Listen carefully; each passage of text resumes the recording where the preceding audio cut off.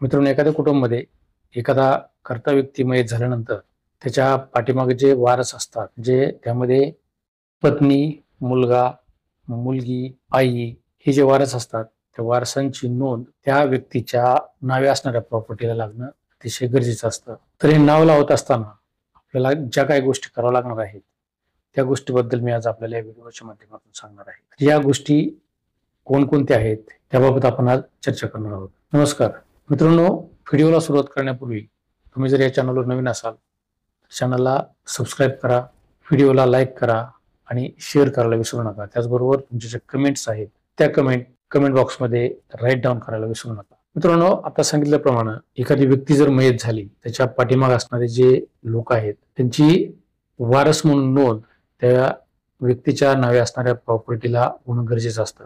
तर ही नोंद करत असताना आपल्याला बऱ्याच गोष्टी कराव्या लागतात.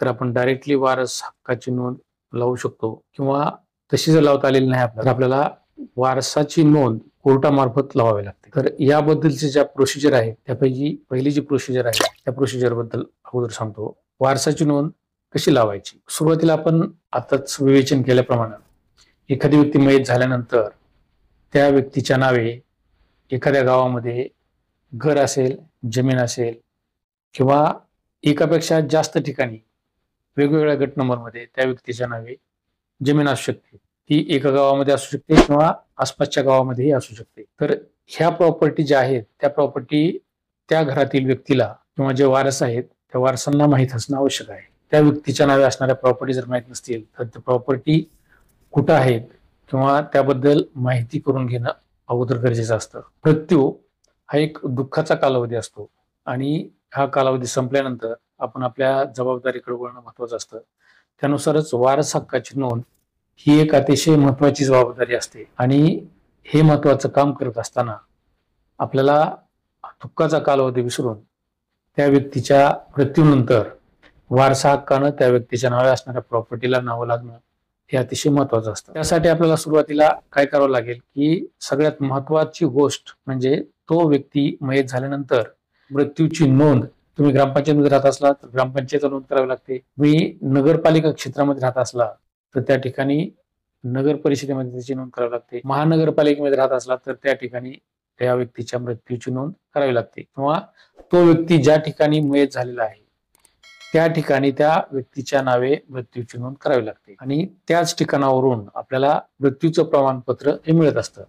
एखाद्या व्यक्तीच्या हॉस्पिटलमध्ये जर मृत्यू झाला तर ते संबंधित हॉस्पिटल ज्या ठिकाणी त्या व्यक्तीचा मृत्यू झाला असेल त्या ठिकाणच्या नगरपालिकेला किंवा जे कुठलं ठिकाण असेल, ग्रामपंचायत असेल किंवा महानगरपालिका असेल, त्या ठिकाणी ते हॉस्पिटल त्या व्यक्तीच्या मृत्यूची नोंद त्या हॉस्पिटलला पाठवत असते आणि त्यानुसार त्या ठिकाणची महानगरपालिका, नगरपालिका किंवा ग्रामपंचायत त्या व्यक्तीच्या नावच्या मृत्यूची नोंद त्या ठिकाणी घेत असते.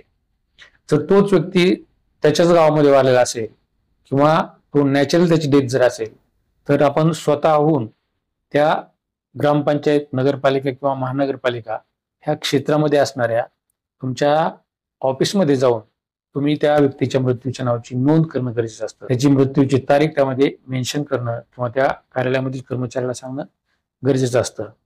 तर ही मृत्यूची नोंद त्या कार्यालयामध्ये झाल्यानंतर आपल्याला त्या कार्यालयामधून मृत्यूचं प्रमाणपत्र घेता येतं. पण एखाद्या व्यक्तीच्या नावाची नोंद कुठल्याही ठिकाणी झालेली नसेल तर आपल्याला त्यासाठी कोर्टातून मृत्यूचं प्रमाणपत्र काढण्यासाठी अर्ज द्यावा लागतो. त्याच्यासाठी जी वेगळी प्रोसिजर आहे ती अत्यंत क्लिष्ट आणि जीवघेणी अशी प्रोसिजर आहे. त्याच्यासाठी आपल्याला कोर्टाचे पायऱ्या झिजवाव्या लागतात. आपल्याला वेगवेगळी कागदपत्र जमा करावं लागतात, त्यामध्ये पेपर पब्लिकेशन करावं लागतं. ह्या अशा गोष्टी आपल्याला कराव्या लागतात. पण आपण स्वतःहून जर त्या व्यक्तीच्या नावाच्या मृत्यूची नोंद त्या ऑफिसमध्ये जर केली, ग्रामपंचायत ऑफिस, नगरपालिका किंवा महानगरपालिका क्षेत्रामधील ऑफिसमध्ये नोंद जर केली तर आपल्याला मृत्यूचं प्रमाणपत्र घेणं सोपं जातं. वारसा नोंद करण्यासाठी सगळ्यात महत्वाचं डॉक्युमेंट जर कोणतं असेल तर तो मृत्यूचं प्रमाणपत्र. जर आपण मृत्यूचं प्रमाणपत्र घेतल्यानंतर त्या व्यक्तीच्या नावे जेवढ्या प्रॉपर्टी आहेत, मग त्या 2 गावामध्ये असतील, 3 गावामध्ये असतील किंवा एकाच गावामध्ये असतील, तर त्या तलाठ्याकडं किंवा नगरपालिका क्षेत्रामध्ये त्या व्यक्तीच्या वारसांच्या नोंदी घेण्यासाठी आपल्याला एक रीतसर अर्ज त्या कार्यालयाकडे द्यावा लागतो. त्या अर्जामध्ये त्या मयत व्यक्तीचं नाव, त्याच्या मृत्यू झाल्याची तारीख आणि त्याला असलेले वारस, म्हणजे त्यामध्ये पत्नी असेल, मुलगा असेल, मुलगी असेल, आई असेल, जे कोण वारस हयात वारस असतील ते हयात वारसांची नाव अ ब क ड इ फ ग अशा क्रमवारीनुसार द्यावी लागतात. आणि ही नावं त्या अर्जामध्ये नमूद केल्यानंतर आपण त्या ऑफिसला या व्यक्तीच्या पाठीमागं आम्ही एवढे वारस आहोत आणि आमची नोंद तलाट्याकडे जर असेल तर त्या 7/12 उतार्यावर नोंद घ्यावी असा अर्ज द्यावा लागतो.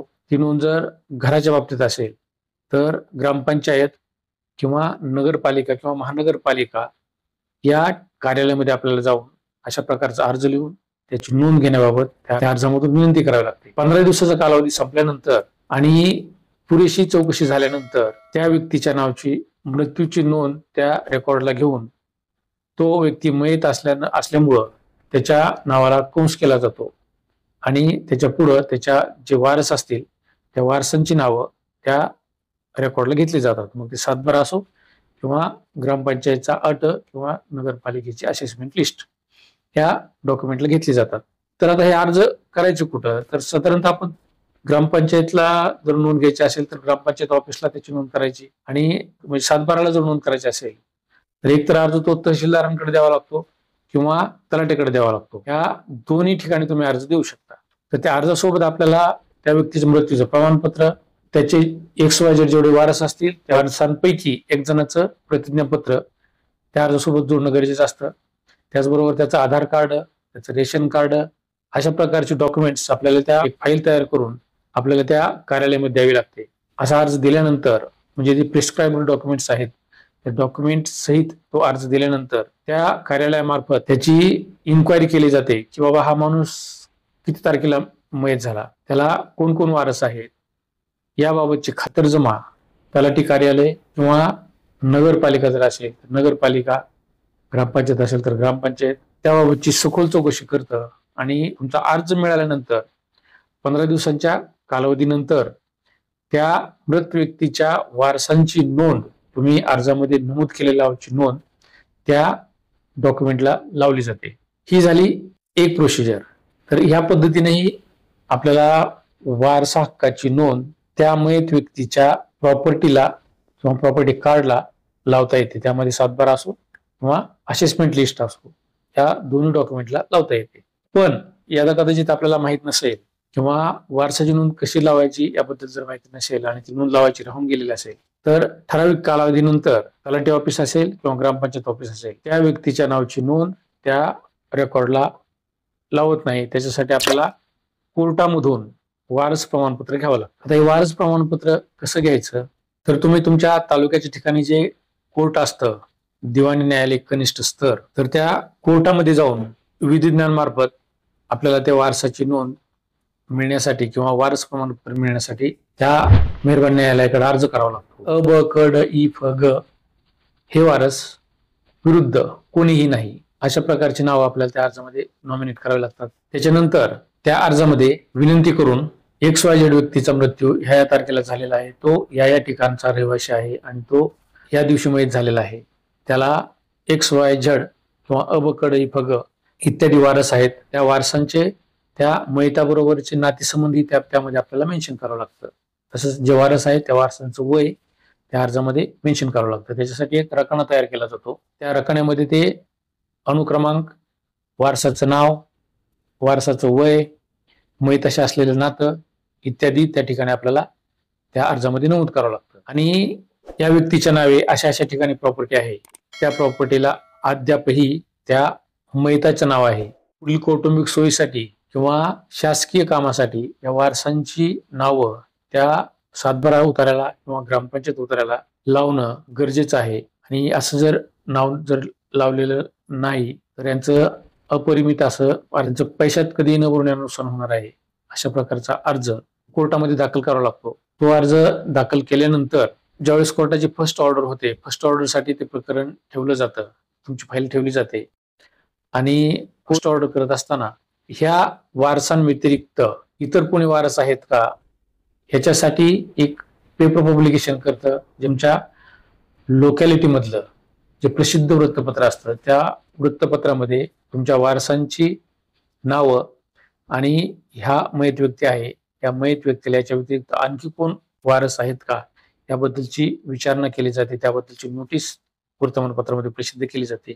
त्यासाठीचा वेटिंग पिरियड तो 30 दिवसांचा असतो आणि हा 30 दिवसांचा वेटिंग पिरियड संपल्यानंतर तुम्ही जेवढे वारस आहेत त्या वारसापैकी 1-2 वारसांनी त्यामध्ये प्रतिज्ञापत्र द्यावं लागतं की बाबा असे मयत व्यक्ती आहेत आणि त्या व्यक्तीचा मी XYZ असा हा नातं आहे. त्याचबरोबर इतर जे वारस आहेत ते त्यांचे रिलेशन त्याच्यामध्ये मेन्शन करावं लागतं आणि त्यानंतर किंवा आमच्याशिवाय या मयताशी तर कोणीही वारस नाही असं त्या ॲफिडेव्हिटमध्ये नमूद करून निर्माण कोर्टासमोर ते ॲफिडेव्हिट दाखल करावं लागतं. त्याच्यानंतर आपला एव्हिडन्स क्लोज केला जातो, प्रकरण आर्ग्युमेंटला पडतं आणि त्यामध्ये कोर्टाला जर योग्य वाटलं, तुमचा जर अर्ज ते वारस प्रमाणपत्र देण्यासारखा जर वाटला, ते मेहरबान कोर्ट त्या वारसांना वारस प्रमाणपत्र देतं आणि त्याच्यानंतर ते वारस प्रमाणपत्र घेतल्यानंतर कोर्टाकडून सर्टिफाईड कॉपी घेतल्यानंतर आपण त्याच कॉपीज तलाठी कार्यालयाला किंवा तुमचं ग्रामपंचायत असेल, नगरपालिका असेल किंवा महानगरपालिका कार्यालय असेल तर त्या ठिकाणी ते कॉपीज आपण द्यायचे असतात आणि त्याच्यानंतरच वारसा हक्कानं नोंद तुमच्या रेकॉर्डला लागत असते. म्हणजे तो 7/12 असो किंवा घर असो. तर अशा पद्धतीची ही वारस नोंद घेण्यासाठीची प्रोसिजर आहे. मित्रांनो, ही अत्यंत सोपी आणि सुटसुटीत अशी प्रोसिजर आहे. पण तुम्ही दुसऱ्या प्रोसिजरसाठी गेला तर ती प्रोसिजर अतिशय क्लिष्ट आणि किचकट बनत जाते.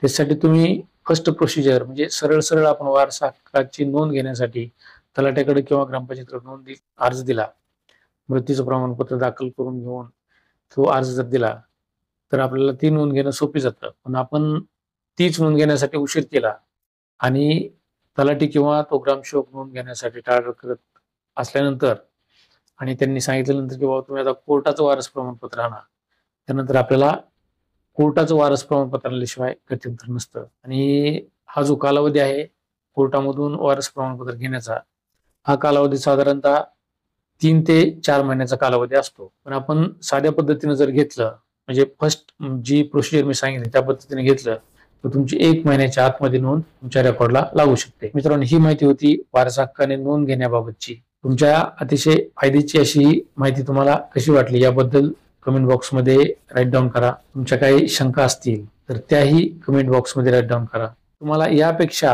आणखी वेगळी कुठली माहिती हवी असेल तर त्याबाबतही कमेंट बॉक्समध्ये राईट डाऊन करा. व्हिडिओ आवडत असेल तर व्हिडिओला लाईक करा, चॅनलला सबस्क्राईब करा. तुमच्याबरोबर इतरांनाही ही माहिती माहीत होण्यासाठी व्हिडिओला जास्तीत जास्त शेअर करा.